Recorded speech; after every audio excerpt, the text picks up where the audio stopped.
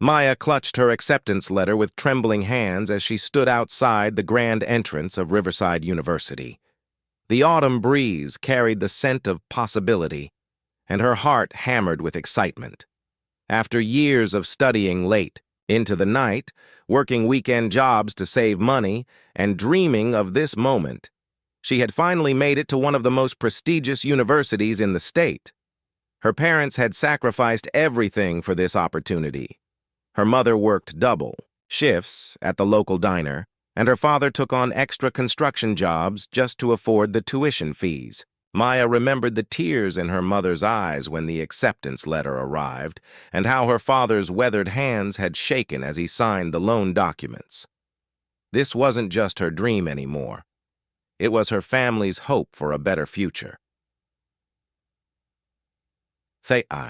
Campus buzzed with energy as hundreds of new students moved into their dormitories. Maya dragged her single suitcase up 3 flights of stairs to room 304, where she would spend the next year. Her roommate hadn't arrived yet, so she had the small space to herself for now. She carefully unpacked her few belongings, some clothes. Her aunt had bought her textbooks she'd ordered used online, and a framed photo of her family standing proudly outside their small apartment. As she arranged her desk with notebooks and pens, Maya's mind raced with possibilities. She planned to study business administration with a focus on marketing. Her goal was clear: graduate with honors, land a high-paying job at a Fortune 500 company, and lift her family out of poverty. She had calculated that if everything went according to plan, she could be earning 6 figures within 5 years of graduation. That evening, Maya attended the freshman orientation meeting in the main auditorium. The dean spoke about academic excellence, campus traditions, and the importance of building lasting friendships. Maya listened intently, taking notes even though this wasn't a class. She noticed other students chatting casually, some already seeming to know each other from high school or family connections. After the meeting, Maya walked back to her dorm alone, observing groups of students laughing and making plans for the weekend. She felt a pang of loneliness, but pushed it aside. She hadn't come here to party or socialize. She had come to study and succeed. Still, as she passed the campus coffee shop, where students gathered around laptops and textbooks, she couldn't help but wonder what it would be like to belong to one of those groups. The next morning brought her first classes. Maya arrived 30 minutes early to each lecture hall, choosing seats in the front row where she could hear every word the professor said. She meticulously copied down every equation, every important date, every piece of advice the instructors offered. Her notebooks quickly filled with color-coded notes, and she started a detailed study schedule that accounted for every hour of her day. During lunch breaks, while other students socialized in the cafeteria, Maya found quiet corners in the library, where she could review her morning notes and prepare for afternoon classes. She told herself that this focused approach would pay off when exam time came. Her professors began to notice her dedication. She was always the first to raise her hand with thoughtful questions and never missed an assignment deadline. By the end of her first week, Maya had established a routine that revolved entirely around academic success. She woke up at 6 in the morning, attended all her classes, spent hours in the library, and was back in her dorm room by 10 in the evening to prepare for the next day. Her roommate Jessica finally arrived and seemed nice enough, but they barely had time to get to know each other with Maya's demanding schedule. Maya's determination caught the attention of several professors, including Dr. Richardson, who taught her Introduction to Business course. After class one day, he approached her with an opportunity that made her heart skip with excitement. There was an opening for a research assistant position that typically went to upperclassmen, but he was impressed enough with her work ethic to offer it to her. The research position would involve helping professors with academic papers, organizing data, and occasionally presenting findings to graduate students. It paid a modest stipend, but more importantly, it would look incredible on her resume and give her direct access to faculty members who could write recommendation letters for internships. and jobs.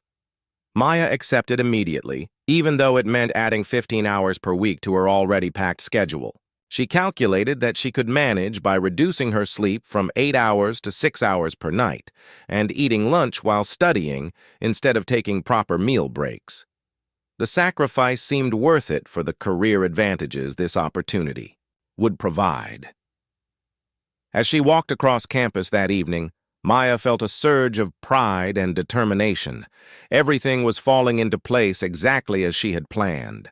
Her grades were excellent. She had impressed her professors enough to earn a coveted research position, and she was building the foundation for her future success. She imagined calling her parents to share the good news about the research assistant job and could already picture their proud smiles. What Maya didn't realize was that her single-minded focus on academic achievement, while admirable, was creating an invisible barrier between herself and the social connections that would prove crucial to her university experience. She had politely declined several invitations from classmates to study groups, movie nights, and casual dinners, always explaining that she was too busy with her coursework and research responsibilities. The campus was full of opportunities for friendship and networking, but Maya's tunnel vision toward academic success made her miss the subtle social dynamics happening around her. She didn't notice the way certain groups formed based on shared interests, backgrounds, or dormitory connections. She was so focused on her individual goals that she failed to see how much of university life and future career opportunities depended on the relationships students built with their peers. 3 weeks into the semester, Maya's carefully structured world took an unexpected turn when she literally collided with destiny in the form of 3 students rushing out of the campus library. Books scattered across the marble floor as Maya found herself sprawled among scattered papers and someone's spilled coffee. "Oh my gosh, we're so sorry," exclaimed a girl with perfectly styled blonde hair and designer clothes that probably cost more than Maya's entire wardrobe. She immediately knelt down to help gather Maya's belongings, followed by 2 other students who seemed genuinely concerned about the accident. The blonde girl introduced herself as Sophia Chen, a sophomore studying communications. Her companions were Marcus Williams, a charismatic third-year psychology major with an easy smile, and Emma Rodriguez, a business major like Maya, but from a completely different background. All 3 carried themselves with the confident air of students who had never worried about tuition payments or working multiple jobs to afford textbooks. "You're in Professor Henderson's marketing class, right?" Emma asked as she handed Maya her scattered notes. "I've seen you in the front row taking those incredibly detailed notes. I'm Emma, and I have to say you make the rest of us look like slackers." Maya felt a warmth spread through her chest at being noticed and complimented.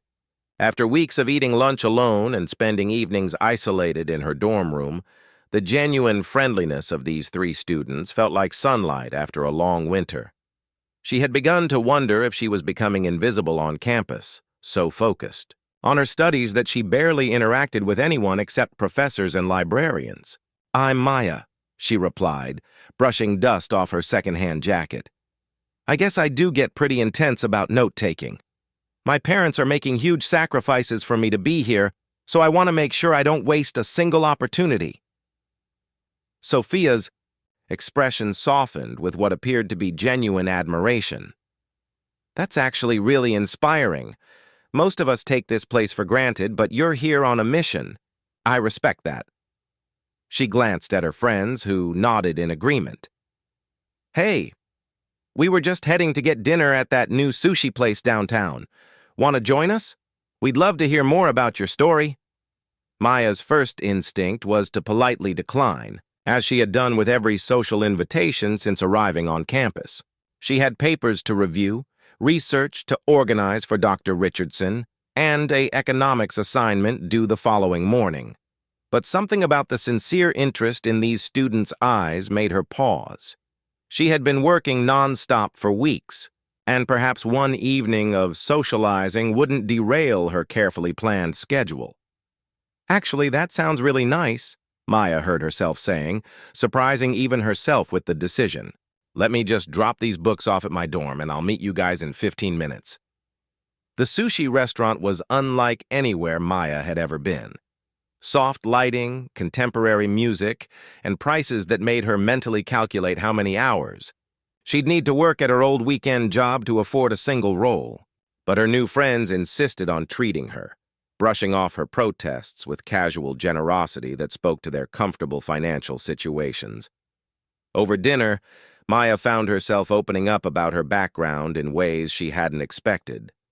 She told them about her parents' sacrifices, her determination to graduate with honors, and her dreams of landing a prestigious corporate job. Instead of judgment or pity, she received genuine interest and encouragement from Sophia, Marcus, and Emma. "You know what's amazing about you?" Marcus said, leaning forward with his elbows on the table. "You have this incredible drive that most people our age just don't possess. Like, I'm here because my parents expected me to go to university and, honestly, I'm just coasting through. But you're here with purpose." Emma nodded enthusiastically. "And you're already working as a research assistant as a freshman? That's practically unheard of. Dr. Richardson is notoriously picky about who he works with. You must have really impressed him." As the evening progressed, Maya began to relax in a way she hadn't since arriving on campus. These students were funny, intelligent, and surprisingly interested in her perspectives on their shared classes. Sophia told entertaining stories about campus life that made Maya laugh until her sides hurt, while Marcus shared insights about professor personalities that would have taken Maya months to figure out on her own. The conversation eventually turned to their backgrounds, and Maya learned that her new friends came from very different circumstances than her own. Sophia's father owned a successful tech company, Emma's family had a long history of successful business ventures, and Marcus came from a family of doctors and lawyers. Yet none of them made Maya feel out of place or uncomfortable about her more modest background. "You know what we should do?" Emma suggested as they shared dessert. "We should form a study group. Maya, you clearly have the academic thing figured out, and we could learn a lot from your organizational skills. Plus, we know all the campus shortcuts and social stuff that might be helpful." The idea appealed to Maya more than she wanted to admit. She had been managing her coursework successfully, but having study partners might make the workload more manageable and certainly more enjoyable. Plus, these students seemed to have connections and insights about university life that could benefit her academic goals. "That actually sounds perfect," Maya agreed, feeling a genuine smile spread across her face for the first time in weeks. "I have to admit, it gets pretty lonely studying by myself all the time, and I could probably learn a lot from your different perspectives on the material." As they walked back to campus together, Sophia linked her arm through Maya's in a gesture of friendship that felt natural and welcoming. "We're going to have so much fun together," she said with enthusiasm that seemed completely genuine. "You're exactly the kind of person this place needs, someone who remembers why we're actually here." Back in her dorm room that night, Maya felt a lightness she hadn't experienced since arriving at university. She had maintained her academic standards while also opening herself up to friendship and social connection.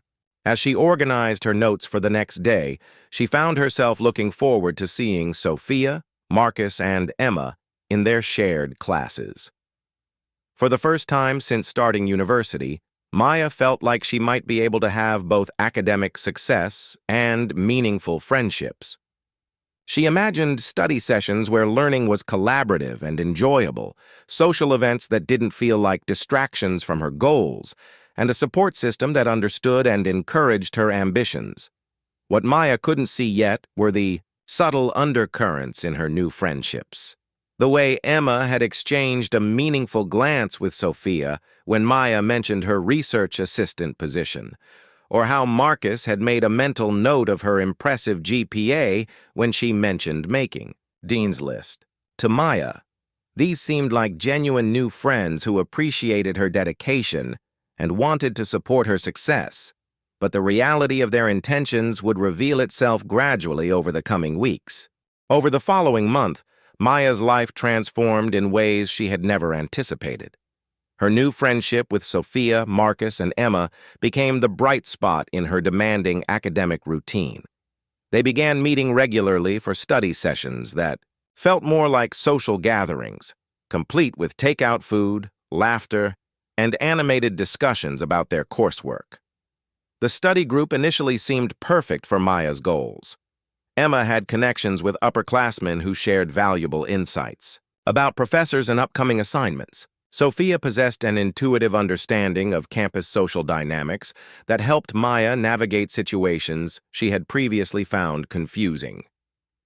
Marcus had a talent for explaining complex concepts in simple terms, making their group sessions more productive than Maya's solo study marathons had ever been. Maya found herself looking forward to these gatherings with an enthusiasm that surprised her. After weeks of isolation, having friends who appreciated her dedication while also encouraging her to enjoy university life felt like the best of both worlds. She began to relax her rigid schedule slightly, allowing time for coffee breaks with the group and occasional evening social activities. Her new friends were generous with their time and resources in ways that touched Maya deeply. When she mentioned struggling to afford the latest edition of a required textbook, Emma casually offered to lend her a copy, claiming she had ordered an extra one by mistake. When Maya's laptop crashed during midterm season, Marcus immediately offered his spare computer, saying his parents had bought him a backup that he rarely used. These gestures of friendship meant everything to Maya, who had grown up in a world where every expense required careful consideration. She tried to reciprocate by sharing her detailed study guides and offering to tutor anyone in the group who was struggling with specific subjects. Her friends accepted these offers graciously, praising her intelligence and organization skills in ways that made Maya feel valued and appreciated. Gradually, almost imperceptibly, the dynamics of their study sessions began to shift. Emma started asking increasingly specific questions about Maya's research assistant work with Dr. Richardson. She claimed to be fascinated by the academic research process and wondered if there might be opportunities for other students to get involved in similar projects. "It's just so impressive that you landed that position as a freshman," Emma would say, leaning forward with apparent admiration. "Dr. Richardson must really trust you with important information. What kind of research are you working on? It sounds so much more meaningful than the basic coursework the rest of us are stuck with." Maya, flattered by the attention and eager to share her excitement about the work, began describing her research projects in detail. She explained the data analysis she was conducting, the papers she was helping to organize, and the academic conferences where Dr. Richardson was presenting their findings. Her friends listened with what appeared to be genuine fascination, asking thoughtful follow-up questions that made Maya feel like her work was truly impressive and important. Marcus began suggesting social activities that gradually expanded Maya's comfort zone. He invited her to parties where she met other students who seemed impressed by her academic achievements and research position. At these gatherings, Maya found herself the center of attention in ways she had never experienced, with upperclassmen and graduate students asking about her work and expressing admiration for her accomplishments. "You're like a celebrity in the academic world," one graduate student told her at a party. "Dr. Richardson never works with undergraduates, especially not freshmen. You must be incredibly talented. I'd love to hear more about what you're working on." These interactions boosted Maya's confidence and made her feel like she was building the kind of professional network that would benefit her future career.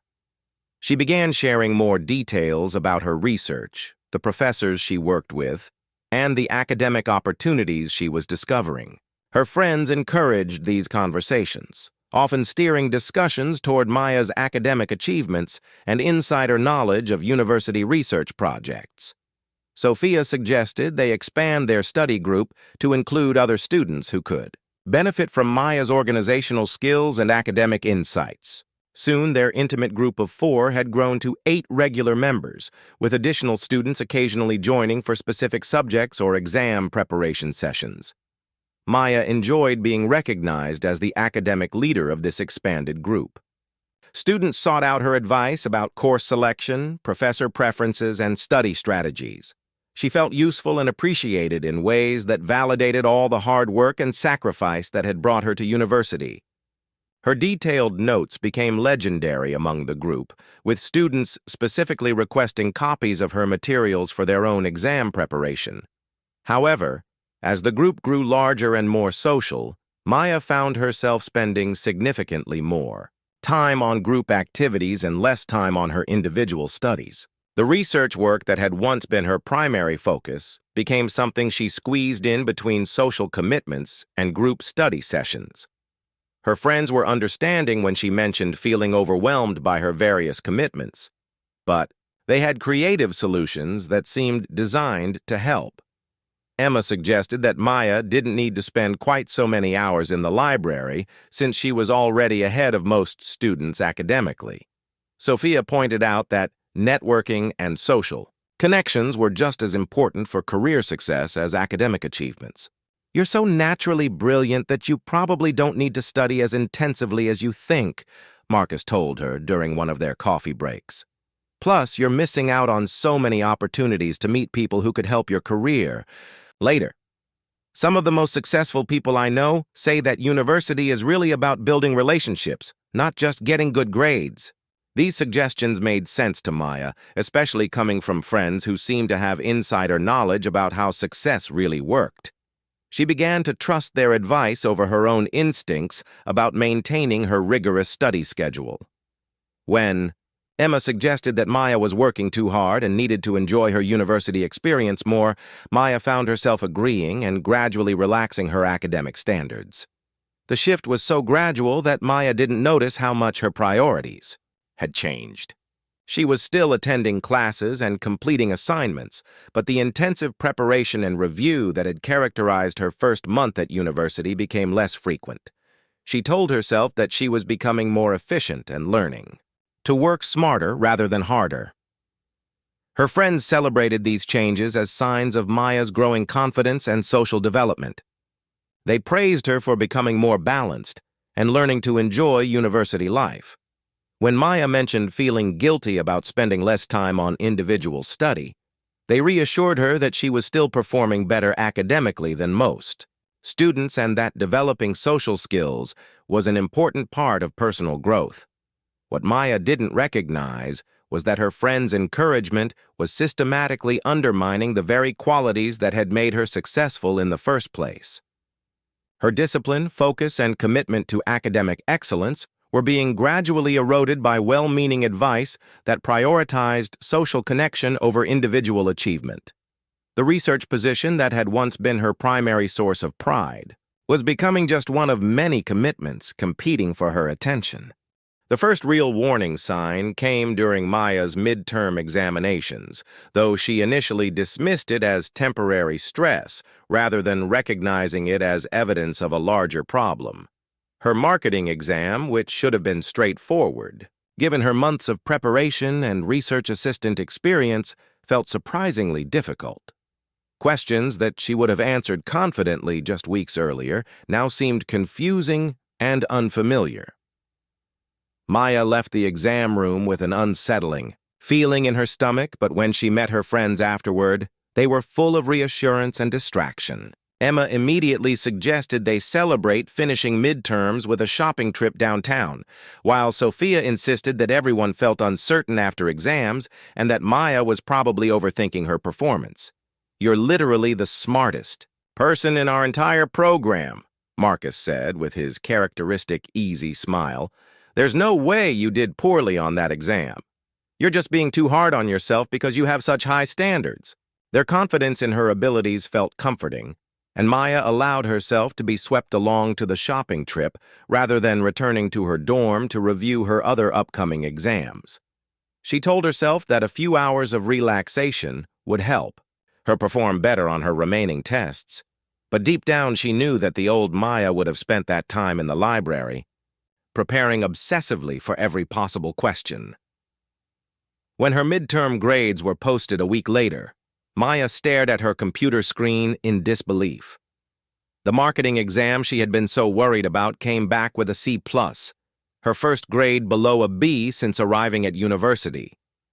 Her other exams were similarly disappointing, solid B grades that would have been acceptable for most students, but felt like failure to someone accustomed to straight A's. Maya's first instinct was to analyze what had gone wrong and immediately adjust her study habits to prevent future problems. But when she mentioned her disappointing grades to her friends, they had a different interpretation of the situation that gradually began to influence her thinking. "Honestly, those grades are still really good," Emma said dismissively when Maya expressed her concern. "You're putting way too much pressure on yourself.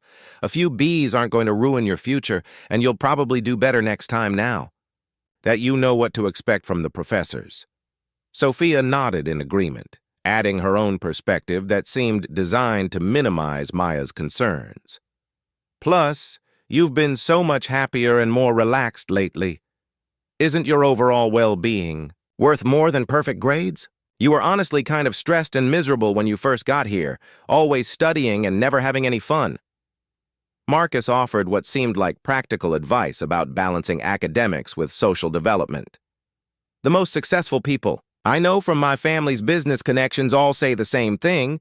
Grades matter, but networking and social skills are way more important in the real world.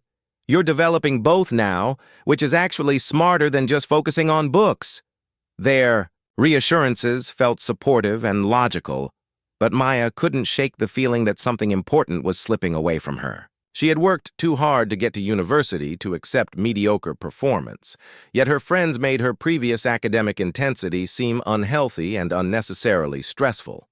The situation became more complicated when Dr. Richardson approached Maya about her recent research work. His usually warm demeanor seemed more formal as he asked to meet with her privately in his office, a conversation that Maya had been dreading since receiving her midterm grades. "Maya, I wanted to check in with you about your research contributions lately," Dr. Richardson began, his tone carefully neutral. "I've noticed that your data analysis has been less thorough than usual, and you missed our last 2 scheduled meetings without advance notice. Is everything all right?" Maya felt heat rise to her cheeks as she realized that her increased social commitments had indeed affected her research work. She had been arriving late to meetings, rushing through assignments that she used to complete meticulously, and missing deadlines that she had never missed before. Her friends' study group activities and social events had gradually taken priority over the research position that had once been her primary focus. "I'm sorry, Dr. Richardson," Maya said, struggling to find words that would explain her situation, without sounding like excuses. "I guess I've been trying to balance more activities lately, and I think I've let some things slip. It won't happen again." Dr. Richardson's expression softened slightly, but his next words carried a weight that made Maya's stomach drop. "Maya, when I offered you this research position, it was because I saw exceptional dedication and potential in you. Research requires consistency and reliability, especially when we're working on projects that will be published and presented at conferences. I need to know that you're still committed to academic excellence." Maya assured him that she was absolutely committed and promised to refocus on her research responsibilities. But as she walked back to her dorm after the meeting, she felt a crushing sense of disappointment in herself. She had worked so hard to earn Dr. Richardson's respect and the research position, and now she was jeopardizing both because of decisions that had seemed reasonable at the time. When she shared her concerns with her friends that evening, their response revealed a perspective that should have alarmed Maya, but instead felt like validation of her conflicted feelings. Emma immediately suggested that Dr. Richardson was being unreasonably demanding and that expecting undergraduate students to prioritize research over their social development was unfair. "Honestly, it sounds like he's taking advantage of your work ethic," Emma said with apparent indignation. "You're a freshman, and you should be focusing on building a well-rounded university experience. If he can't understand that, maybe this research position isn't worth the stress it's causing you." Sophia agreed enthusiastically, adding her own interpretation that reframed Maya's academic struggles as evidence of personal growth rather than decline. "You're becoming a more balanced person, and that's actually really healthy. Those professors who want students to sacrifice everything for academics are stuck in an outdated mindset. Modern employers want people with social skills and diverse experiences."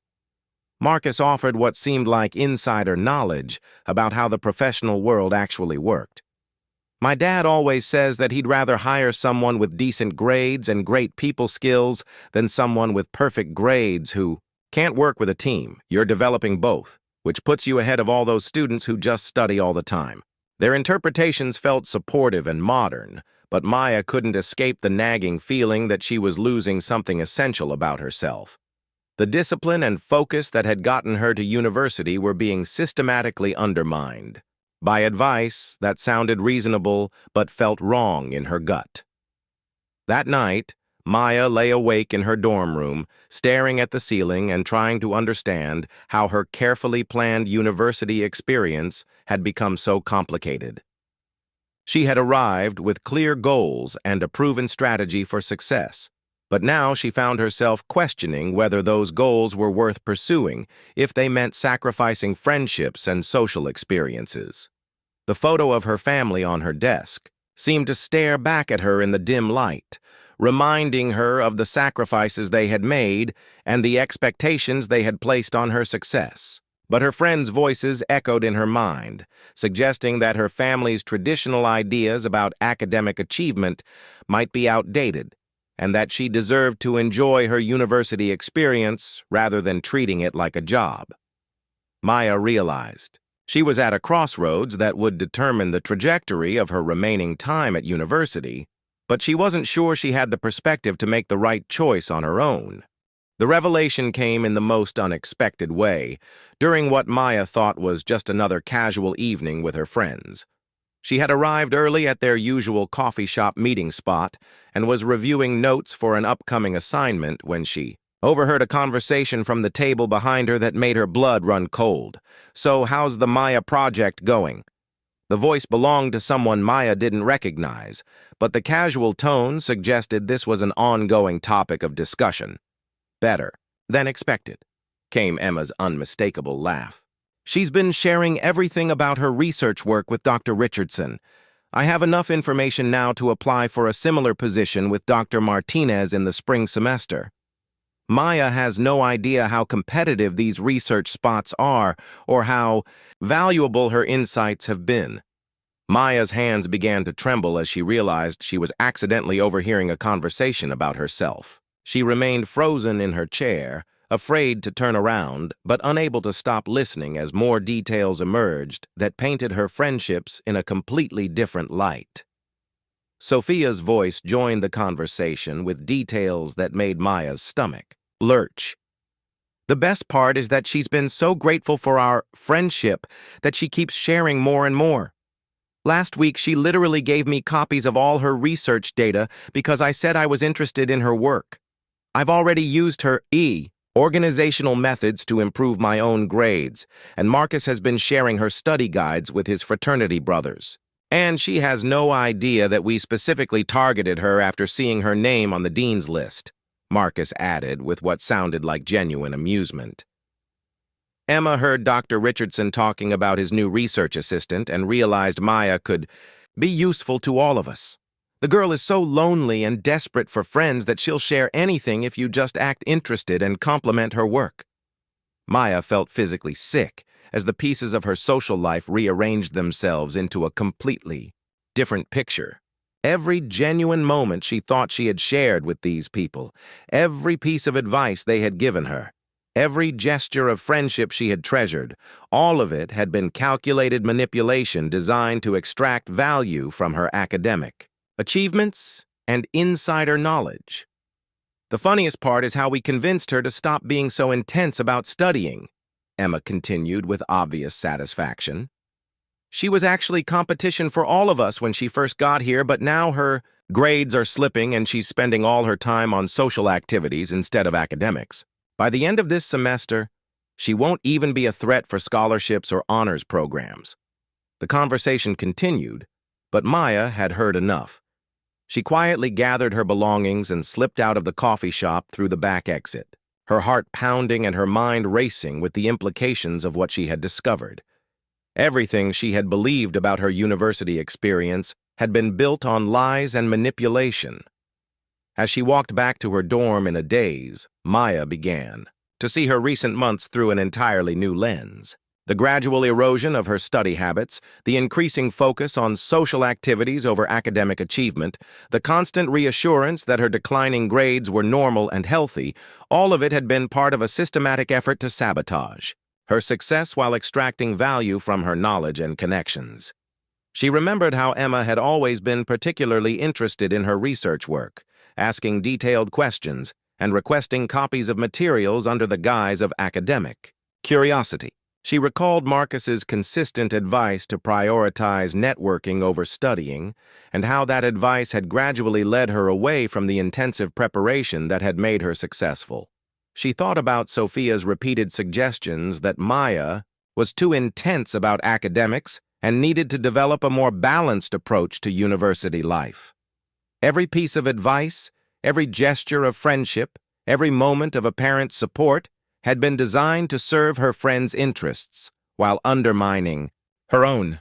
They had identified her as a valuable resource, someone with exceptional academic abilities, access to prestigious research opportunities, and detailed knowledge of professor expectations and course requirements. They had systematically exploited her loneliness and desire for friendship to gain access to these resources, while simultaneously ensuring that she wouldn't remain competitive with them academically. Back in her dorm room, Maya sat on her bed surrounded by the evidence of how much her life had changed. Her once pristine study schedule was now filled with social commitments that had seemed important, but now revealed themselves as distractions. Her research work, which had been her primary source of pride and future opportunity, had become a secondary priority that she rushed through between friend obligations.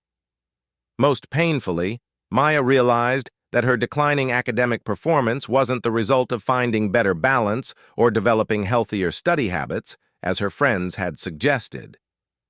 It was the predictable consequence of abandoning the discipline and focus that had made her successful in the first place.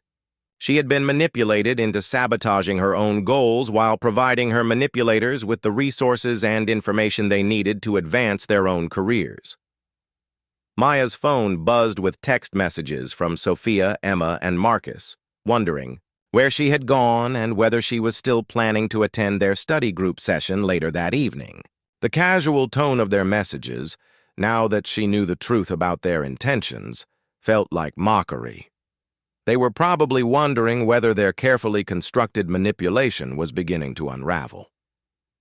For the first time in months, Maya ignored the messages from her supposed friends and instead opened her laptop to review her academic progress with brutal honesty. Her GPA had dropped significantly from its initial high point. Her research work was behind schedule in ways that jeopardized her position with Dr. Richardson, and she had missed several opportunities for scholarships and honors programs because she had been too distracted by social activities to notice application deadlines. The contrast between her current situation and her goals from just a few months earlier was stark and depressing. She had arrived at university with clear objectives, proven study methods, and the determination to succeed despite financial challenges. Now she found herself academically adrift, her research position in jeopardy, and her future opportunities diminished by months of misplaced priorities. Maya realized that her supposed friends had succeeded in their apparent goal of eliminating her as academic competition, while extracting maximum value from her knowledge and connections. They had used her loneliness against her, offering fake friendship in exchange for real academic resources, and had convinced her to abandon the very qualities that had made her successful in the first place.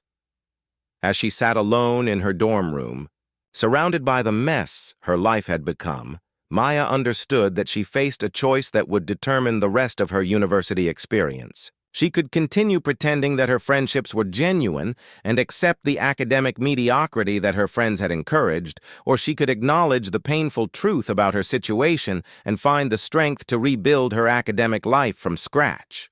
Maya spent the entire night staring at her reflection in the small mirror above her dorm room desk, seeing a stranger who had somehow replaced the determined young woman who had arrived at university just months earlier. The person looking back at her had the same face, but her eyes held a defeated expression that would have horrified her parents and disappointed her former self. By dawn, something had shifted inside Maya. The initial shock and hurt of discovering her friend's betrayal had crystallized into something more powerful, a fierce determination to reclaim everything she had lost and prove that their manipulation had not permanently damaged her potential for success. Maya's first action was to completely cut contact with Sophia, Emma, and Marcus. She blocked their phone numbers, avoided their usual campus hangouts, and declined to respond to their increasingly concerned messages about her sudden disappearance from their social group. When they approached her directly after classes, she simply told them that she had discovered the truth about their intentions and would no longer be participating in their study group or social activities. The confrontation was brief but telling. Emma tried to deny everything, claiming that Maya had misunderstood whatever she thought she had heard. Sophia attempted to minimize the situation, suggesting that even if they had initially approached Maya for academic reasons, their friendship had become genuine over time. Marcus simply shrugged and walked away, apparently unconcerned about maintaining the pretense now that their deception had been exposed. Maya felt a mixture of vindication and sadness as she watched their carefully constructed masks slip away. These people who had seemed so charming and supportive revealed themselves to be exactly what she now knew them to be.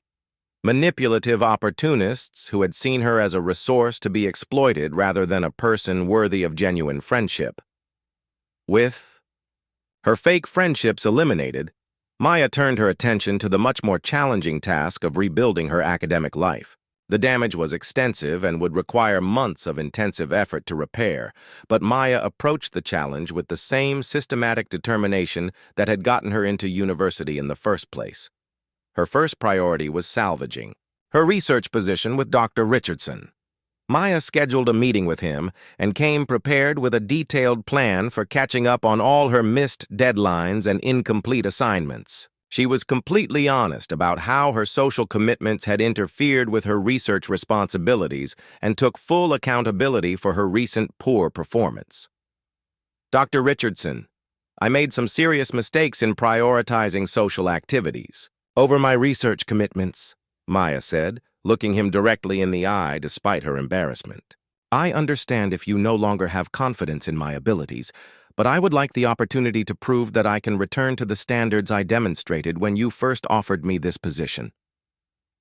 Dr. Richardson listened carefully as Maya outlined her plan for completing all outstanding work within 2 weeks and implementing new time management strategies to prevent future problems. Her honesty and detailed preparation impressed him, and he agreed to give her one final chance to demonstrate her commitment to academic excellence. Maya threw herself into research work with an intensity that exceeded even her initial efforts. She spent 12-hour days in the laboratory and library, meticulously completing every assignment that had been rushed or neglected during her months of social distraction. She reorganized all her data analysis, rewrote sections of research papers that had been hastily prepared, and prepared comprehensive summaries of everything she had learned during her time as Dr. Richardson's assistant. The process was exhausting, but deeply satisfying. As Maya reconnected with the intellectual challenges that had originally excited her about university, she remembered why academic achievement had been so important to her goals. Each completed assignment and each piece of thorough analysis felt like reclaiming a part of herself that had been temporarily lost. Simultaneously, Maya began the process of repairing her course grades through a combination of extra credit opportunities, improved exam performance, and requesting meetings with professors to discuss strategies for academic improvement. Several faculty members were impressed by her proactive approach and willingness to acknowledge her recent struggles while demonstrating clear plans for improvement. Her marketing professor, Dr. Henderson, was particularly supportive when Maya explained that she had been distracted by social commitments but was now refocusing on academics. He offered her the opportunity to complete an independent research project that could significantly improve her final grade in his course, provided she was willing to commit the necessary time and effort. Maya accepted every opportunity for academic redemption that was offered to her, gradually building a schedule that was even more demanding than her original freshman routine. She woke up at 5 in the morning to complete research work before classes, spent every afternoon in the library working on assignments and extra credit projects, and dedicated her evenings to reviewing and preparing for upcoming exams. The isolation was difficult after months of constant social interaction, but Maya found that she preferred honest solitude to fake friendship. She began to appreciate the quiet satisfaction of mastering difficult concepts, the pride that came from producing high-quality academic work, and the sense of progress that resulted from consistent daily effort toward meaningful goals. After 6 weeks of intensive academic focus, Maya's efforts began to produce visible results. Her research work earned praise from Dr. Richardson, who commented that her recent analysis was the most thorough and insightful work he had seen from any undergraduate assistant. Her improved exam scores and completed extra credit projects raised her course grades significantly, putting her back on track for academic honors. More importantly, Maya had rediscovered her sense of purpose and direction. The goals that had brought her to university, academic excellence, prestigious career opportunities, and the ability to support her family were once again her primary motivations. She realized that genuine success required the kind of sustained individual effort that couldn't be achieved through shortcuts or by relying on others to provide motivation and direction. Maya also began to attract new social connections that were based on shared academic interests rather than exploitation. Graduate students in her research program invited her to academic conferences and professional development workshops. Professors recommended her for scholarship opportunities and summer research programs. Classmates who were serious about their studies sought her out for legitimate study partnerships. These new relationships felt completely different from her previous friendships because they were built on mutual respect and shared goals rather than manipulation and hidden agendas. Maya discovered that she could have meaningful social connections without sacrificing her academic priorities or compromising her personal standards. By the end of the semester, Maya had not only recovered from the academic damage caused by her false friendships, but had exceeded her original performance levels. Her final grades were the highest she had achieved since arriving at university. Her research work was being prepared for publication in an academic journal, and she had been recommended for a prestigious summer internship program. As Maya packed her belongings to return home for winter break, she reflected on the painful but valuable lessons she had learned about friendship, manipulation, and personal integrity. She had discovered that genuine success couldn't be achieved through social shortcuts or by abandoning the qualities that had made her successful in the first place. Most importantly, Maya had learned to trust her own instincts and maintain her personal standards even when others suggested that those standards were unnecessary or outdated. She realized that her original approach to university had been correct. Academic excellence required discipline, focus, and individual effort that couldn't be replaced by networking or social connections alone. The photo of her family on her desk now filled her with pride rather than guilt. She had faced a serious challenge to her goals and values, had made mistakes that temporarily derailed her progress, but had ultimately found the strength to overcome both external manipulation and her own poor judgment. As she looked forward to the spring semester, Maya felt confident that she had the wisdom and determination necessary to achieve her original dreams while avoiding the pitfalls that had nearly destroyed her academic future.